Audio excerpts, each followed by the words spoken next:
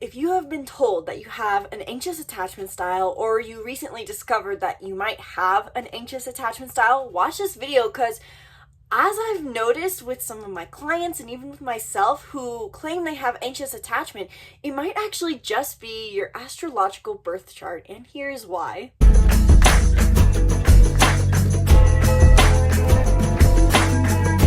Welcome back to the channel. I'm Isabelle, your spiritual rebel friend, and today I want to talk about the correlations between your astrological birth chart and the anxious attachment style. Now, this is a concept that I've only recently become aware of, so I'm not going to claim that I'm an expert on anxious attachment. This is just from my personal research and talking about some fun correlations, because it seems to me that anxious attachment might actually be in your birth chart destiny, in the sense that our astrological birth chart is our imprint, so to say. We are stamped at our moment of birth. It's like the universe took a screenshot of the stars when you came out of the womb, and that creates your energetic imprint, your personality imprint. And based off of your childhood and how you're raised indicates how you're going to embrace this energy. So it seems to me that a lot of people who have anxious attachment actually tend to have very specific birth chart placements, or over a large group of people, we all seem to have something in common. So I wanted to talk about what that is, and I invite you to look at your own birth chart, and maybe it personally has helped me with growing through my anxious attachment style and also embracing it to some degree.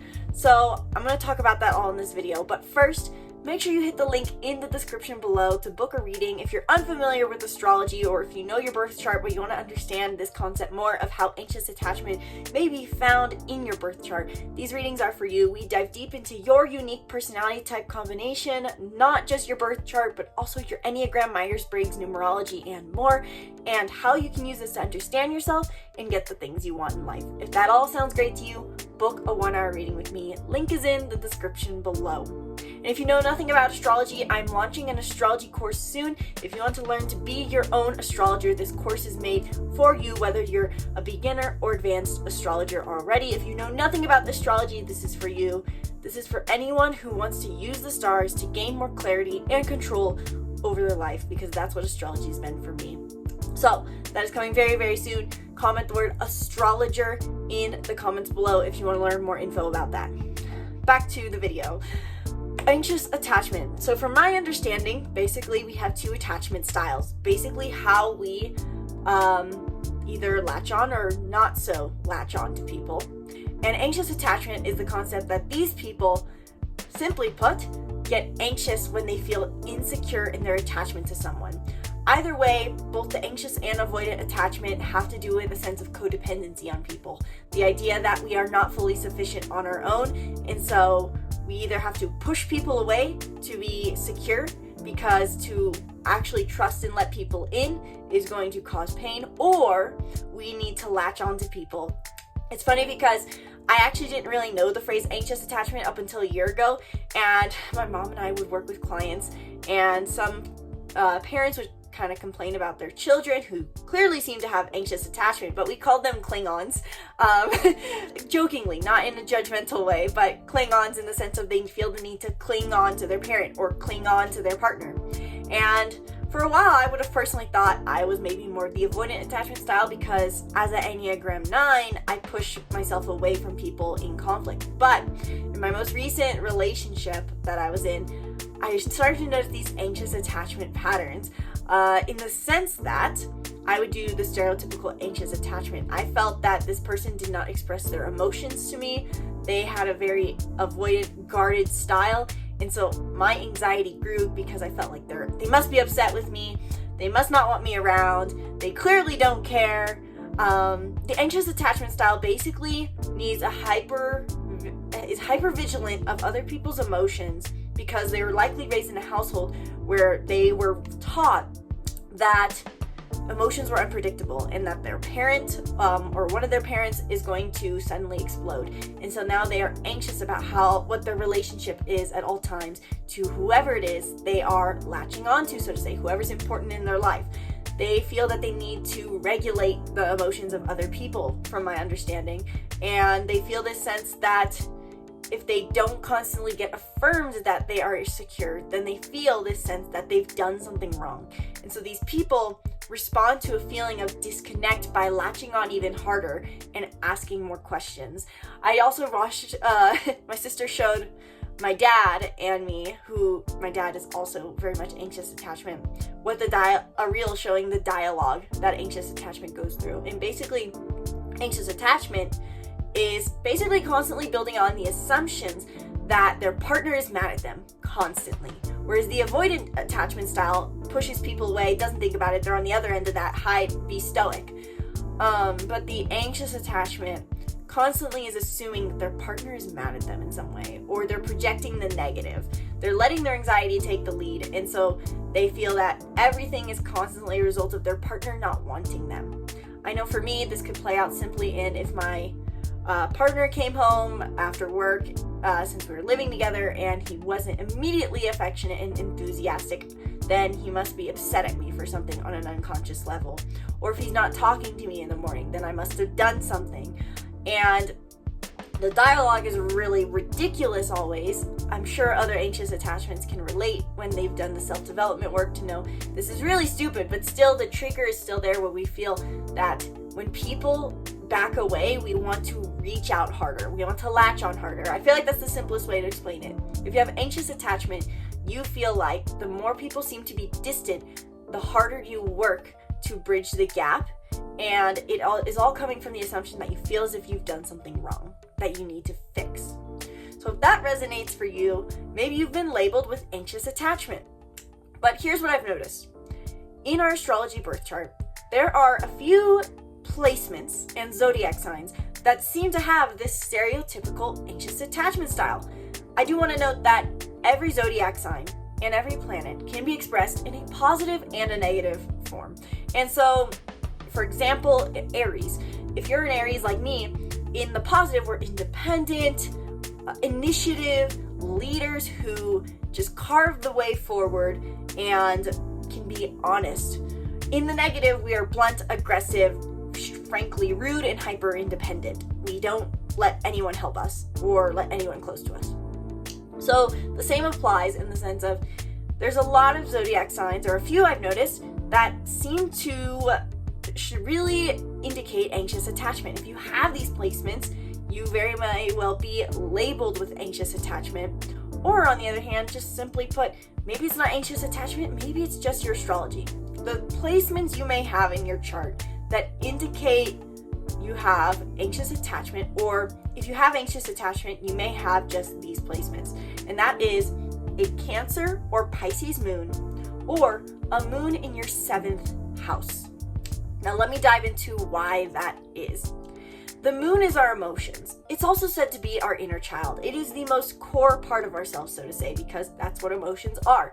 It is what we are when we feel we can be vulnerable with someone. So you very well know probably your sun sign and feel like, yeah, I guess that's me. But your moon sign, as I've discovered, is something that really resonates. It feels very soft, tender, kind of like, oof, there's my little inner child that I've hid for a long time. That is what the moon sign is, the moon sign. And the moon additionally is, simply put, our emotional desires. It's what we need for emotional fulfillment and what we emotionally struggle with. So whatever sign your moon is in will indicate what you need for emotional fulfillment, what your emotional struggle is, and what your inner child is, which we talked about. Anxious and avoidant attachment are a result of a childhood programming. So for me, I'm a Cancer moon in my 7th house. With a moon in Cancer, if you have this as well, the Cancer moon is sensitive and soft. The moon is in its home sign. This is the most, arguably, sensitive placement you can have. The Cancer moon is literally the mother archetype. And so these people need to feel a strong sense of nurturance and connection to the people around them. It's also a water sign, and so these people are very sensitive to their emotions and to some degree the emotions of others. They want to know that the people that are important to them are in emotional harmony in order to feel in emotional harmony themselves. And because they're Cancer, the nurturer, they probably want to overgive, which can be seen as an anxious attachment style. If you have a Cancer moon, you probably just appear like an anxious attachment style because you have different emotional needs than the other 11 zodiac signs. And so look at your chart and see if you have, first and foremost, a Cancer moon. If you have a Cancer moon, it's not even so much that you have anxious attachment, it's just the Cancer moon needs more nurturance. And that's something I've learned to work with too. I felt like I was uncentered on the camera, so I had to fix that. For me as a Cancer moon, I noticed that yes, while it can be labeled as anxious attachment, which helps me work through it, also just knowing that I'm a Cancer moon helps me know that I need to nurture myself more before I try to latch on to other people. The Cancer moon tends to be an overgiver. They want to dump their heart out to others to feel secure with them rather than pouring that love into themselves. The second placement you may have that could indicate or be the reason you have anxious attachment is a 7th house moon. So not only is there a sign that your moon is in, but there's also a house. And the 7th house is the house of one-on-one connection. The people who have a moon in 7th house quite literally need more secure connections than other people. They have an emotional need for connection. Now, this is not to say you should be codependent in the healthy expression. This is just having a well-knit group of friends and people you can rely on. But generally, without the self-development work being done, if this placement goes unconscious, these people feel the need to latch on to other people. Now, I have a double whammy. I have a Cancer moon and a moon in 7th house because there's a sign and a house it's in. And so I know for me, I have always tried to feel secure with just one connection all my life. In other words, this could be said to be my Enneagram type, which I'll do another video covering later, but I do think that overall, it seems to be that anxious attachment is just a result of an astrological birth chart. And so for me, with the 7th house moon, I've always tried to feel that I'm just secure with one person. I don't need to just blend with a group. I need to feel that one person is truly supporting me. And so I've done this with my family members, with relationships for sure, even with friends, because especially growing up, living on the road, traveling full time, I did not have strong connections. Other than with my family, of course. I felt very much I belonged to my family. But it was this more harmonious blend, and my moon sign still deep down wanted to cling on to someone. And this is something I really caught with my last relationship. I literally spent every day with this guy for a year. Pretty much. Maybe like a handful of days not with him, but it was sunrise to sunset, always around, always wanting to feel secure in that relationship and feeling that if I was not with him, I questioned if it was secure. 7th house moon. If we are not with people, we feel that we are emotionally unfulfilled and emotionally distraught. So look in your chart and see if you have your moon in your 7th house. And do note that if you do not know your time of birth, or if your birth time is inaccurate, you may not know your houses. The houses in astrology are based off of your time of birth. So if you don't know your time, you won't see the houses. And if you have an inaccurate time of birth, it may be in a different house. So for some reason, your moon falls into your 8th house or into your 6th house, it's possible that if your time of birth is off slightly, that it's actually in your 7th house. The 8th house could also indicate anxious attachment, but not as much, I don't think. And finally, the last aspect in a chart that I feel really indicates an anxious attachment is a Pisces moon.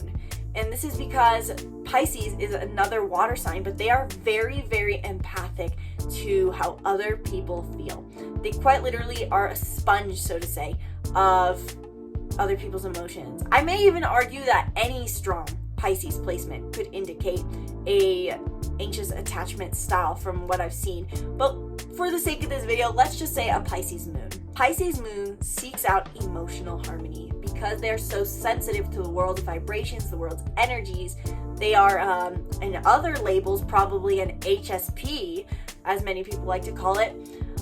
They need emotional harmony, and they probably find that through their connections. And so if they feel that their partner has any form of disconnect from them, even in the sense of energetic independence, just doing their own thing, this leaves the moon in Pisces feeling emotional disharmony. I gave names to each moon sign, and so I call the moon in Cancer the sensitive sweetheart and the moon in Pisces the empathic snowflake, because they're just so delicate, because they're so aware and hypervigilant of the energies around them. And so these people seek out to manipulate and harmonize other people's energies rather than just focusing on their own, because they're so naturally externally focused on feeling all the vibrations around them. From what I've seen, people who have a moon in Pisces are always anxious attachment. I've never met someone who has a moon in Pisces yet who does not have anxious attachment. I've never met an anxious or avoidant attachment moon in Pisces. The moon in Pisces naturally feeds off of the world, and so they latch on to other people. Arguably, I will just add that a Mars in Pisces could indicate this as well. But look in your chart, look if you have a moon in Pisces, a moon in 7th house, or a moon in Cancer, because these could indicate the reason why you have anxious attachment. And note that instead of beating yourself up for it, do note that if you have any of these 3 placements, you are going to need to work through this more, but also accept this to some degree. You know, the moon in Pisces does need to feel that harmony with the outside world. And so they have to just fulfill that in the positive sense. They're always going to be more sensitive to people's energies. And that's not to say you'll feel a sense of anxiety around your partner forever and question whether you feel secure, but that is a need for you. You probably need to tell your partner, hey, I need you to regularly affirm that we're good, and potentially even just be good vibes around me. If you're a moon in Cancer, you probably just need to accept that you need to nurture yourself and nurture other people. There's a positive and negative expression of each moon sign energy.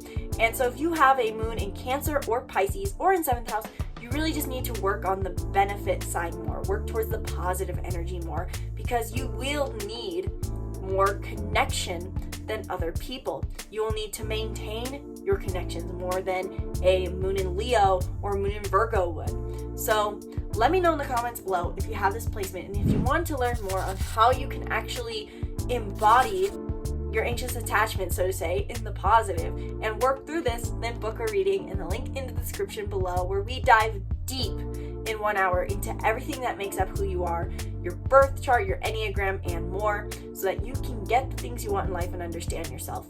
If you want to work through this issue, if you want more from life, if you're just curious to see what your birth chart says about you, these readings are for you. So book in the link in the description below. Thank you guys so much for watching this video. Be sure to stay tuned for more videos breaking down the stars and yourself. Be sure to subscribe to the YouTube channel and share this video with someone you know if you think they have anxious attachment or know someone who has anxious attachment. Let me know in the comments below, again, if you actually have one of these placements, or if you're anxious attachment, let me know what sign and house your moon is in.